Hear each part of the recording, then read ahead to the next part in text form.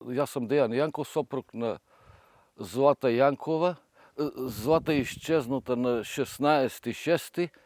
од тука од село Орел. Значи, спакувала се, беше земала тренерки,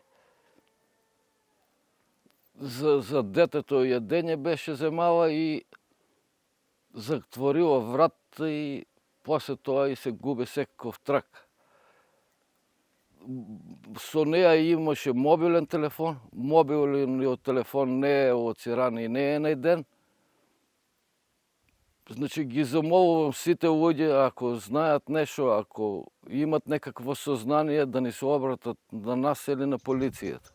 Значи, од полицијата ни викат дека работат на случајот, дека први ќе бидеме ние известени. Злата е многу вредна жена, паметна, за фамилијата работеше, пожртвувана жена за фамилија, за сите нас. Сите ни помагаше од нас, кога дојдерат ние сега. Не можеме ништо, ни да ја помогнемо, ни да нешто учинемо за неја.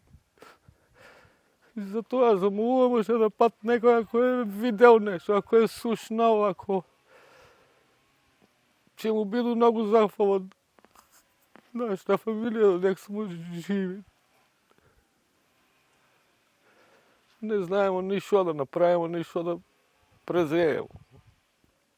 Мислимо дека е жива, дека